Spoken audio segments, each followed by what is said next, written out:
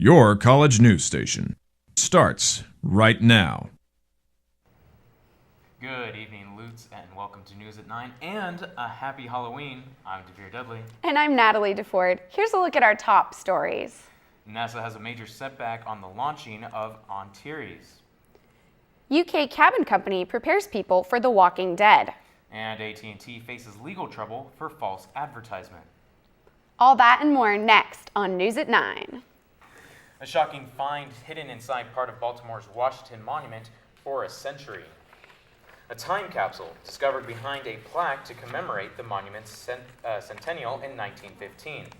The monument is in the middle of a restoration, and workers found the capsule earlier this month. It hasn't been opened yet, but the restoration committee is getting some clues from looking back at old newspapers. The unmanned Antares rocket exploded seconds after the launch from Wallops Island, Virginia, Tuesday night. Jay Bolden, a NASA spokesperson, tells CNN there was no indicated loss of life. There was significant property and vehicle damage. Mission Control is trying to assess what went wrong. The Antares rocket was on a mission to deliver cargo and experiments to the International Space Station. Some home on Hawaii's Big Island will be destroyed by lava. It's just a matter of when. Emergency officials say the 2,000-degree ooze is less than 350 yards away from a cluster of houses in the community of Pahoa. The slow pace of the lava is giving people plenty of time to evacuate, but not enough time to save the structures in harm's way. The electric company is moving power cables to higher poles to make sure those cables are not destroyed. The lava is flowing from Kilauea, one of the world's most active volcanoes. Zombies may be walking the streets this Friday, but if you're more concerned about the real thing, one company has got you covered. UK-based cabin company Tiger Log Cabins is now offering the Zombie Fortification Cabin, or ZFC-1. For just $112,000, you could be the proud owner of your very own impenetrable zombie fortress. Although some optional security features like riot gear and flamethrowers will run you a little extra. If you haven't been convinced already, 5-star reviews on the company website from experts like Chris Redfield and a certain Shaun of the Dead should remove all doubt. AT&T is in legal trouble over its unlimited data plan.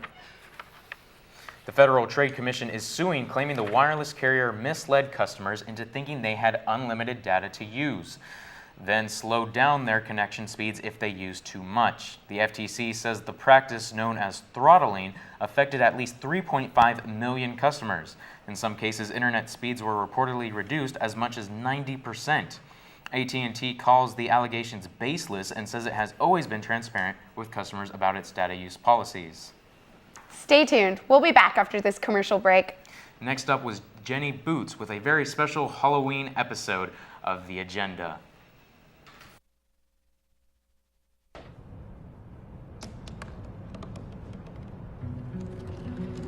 They said I couldn't dream. Called me a piece of trash and swore that's all I'd ever be.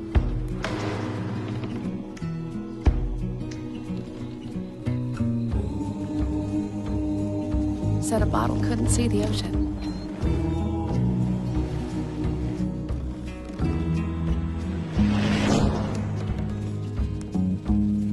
Give up. Go back to the dumpster. But I didn't listen. I made my way.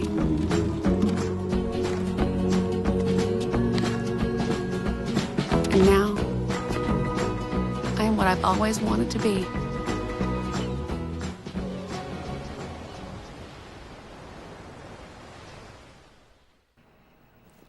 Hello, Lutz, and welcome to On the Agenda. I am Jenny Boots, and we have a great show in store for you this evening. I'm not sure if anyone has heard, but tomorrow is a big day for celebrating. October 31st is National Increase Your Psychic Powers Day, World Savings Day, Nevada Day, National Magic Day, and also Eminem's birthday. It says here, yes, it is also Halloween. Who am I kidding? That was a terrible joke. And that is why I am wearing the sombrero for you today. I went as a mariachi cover band of Taylor Swift. Halloween is also a very big day for some scary stories. My co-anchor and I, Natalie DeFore, did some research into our very own campus ghost stories. Check out our adventure as we head to Harstad Hall to investigate the rumors of ghosts. Hello and welcome to this week's spooky episode of The Agenda. As you can see, we are not in our normal studios today. We are, in fact, in the lower basement of Harstad. The building was built in the 1800s, and right now I am standing in the old boiler room. As you can see, we are right next to the boiler. We have all this old brickwork and old things that have been left around. Some think that the ghost of Harstad might inhabit this area during the evening, but they're not sure. According to Susan, the Harstad housekeeper, the most supernatural activity happens in the basement and on the 5th floor. She remembers tapping on the wall in a cool breeze as she cleaned by room G13, an old RA room. This is just one of the creepy corners that Natalie and I explored. That's creepy. We are now arriving to the 5th floor of Harstad Hall. The doors have been locked and students have been wondering why. As we look to the left, we see room 513, where rumor has it one student long ago committed suicide. In fact, all of the doors on the 5th floor are supposed to be locked. But what's that? An open door? Could it be the ghost of Harstad? In order to learn more about the supernatural at PLU, we talked to our very own quasi-ghost expert, Max Totoro. Max has been ghost hunting since he was 15 and has experienced many otherworldly phenomena. He talked to us about whether it's possible that there are ghosts on campus.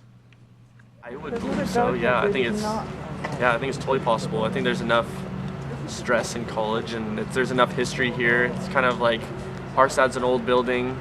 It's definitely possible. I think that's a weird enough of a feeling around here. Yeah. We might never know the truth behind the ghosts at PLU.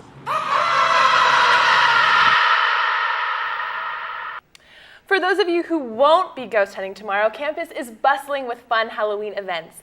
Flieger Fright Night starts at 8 p.m., and the Hinderly Haunted House begins at 6, as well as many other trick-or-treaters coming around to the different residence halls. Additionally, the Swing Club will be putting on a post-Halloween costume dance in the cave beginning at 8. So be sure to get out and about this weekend and enjoy the fun chance to dress up. Now I am excited to welcome back to On the Agenda Michael D'Ambry. He's our very own A&E correspondent, and he's here to fill us in with all of the new goings-on around campus and Taylor Swift's new album. Michael, welcome. Hey, Jenny, it's great to be back. How are you doing? I'm so good. Hello, Lutz.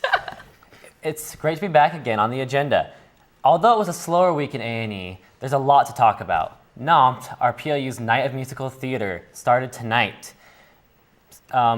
This reporter got a sneak peek at the performance. Nine Oct is one of the few student-produced shows on campus, and I recommend that all of you attend the show.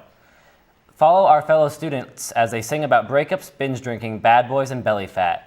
And after tonight's performance, there are at least 2 more shows starting at 7:30 in the Karen Haley Phillips Center tomorrow and on Sunday. So wait, is this a Plutonics, Harmonics? Who puts this on? This is put on by the theater department around PLU, and it is student-produced though. Sam Chapman is the producer of the show, and it's student-produced, run, acted, all of it's put on by students, and it's great. How much is it? It is free upon entry, but they do accept donations at the Karen Haley Phillips Center. Well, very cool, Michael. That sounds awesome.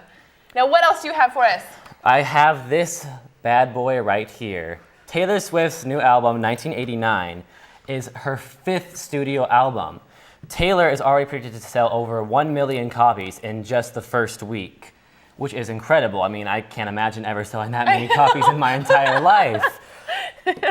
This is Taylor's first album away from kind of the traditional pop and country mix she did. And now she's pretty much solely pop, which is just crazy. I have been loving it, Michael. I have to say, my roommate downloaded it the other day, and I have been listening to it nonstop. I'm so excited. I love Taylor Swift. If you can't tell, I'm wearing her shirt tonight.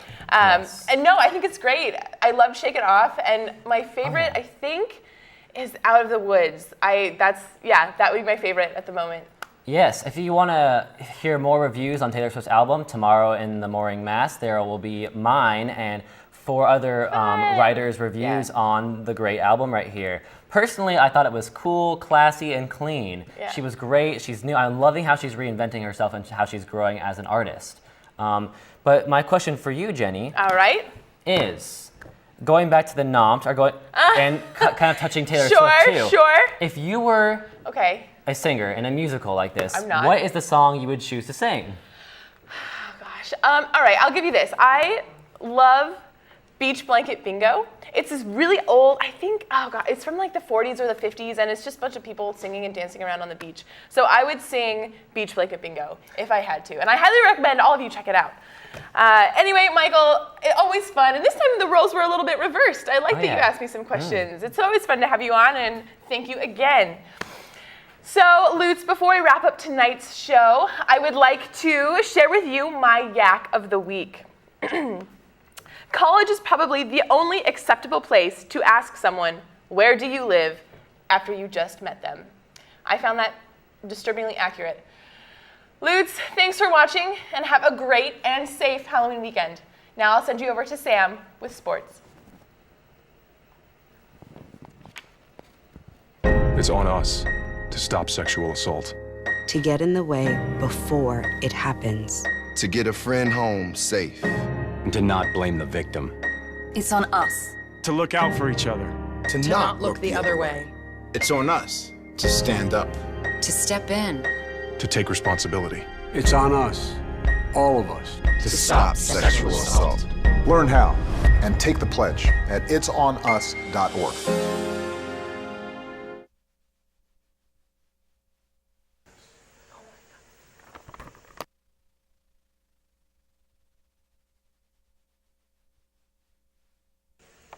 Am I on the screen?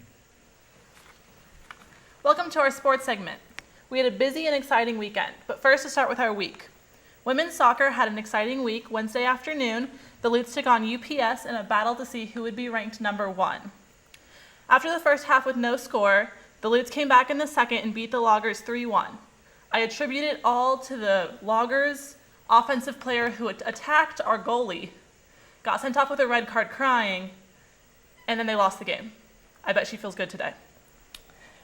This was the first time the Lutes beat the Loggers since 1998. So I was 4 when it happened last.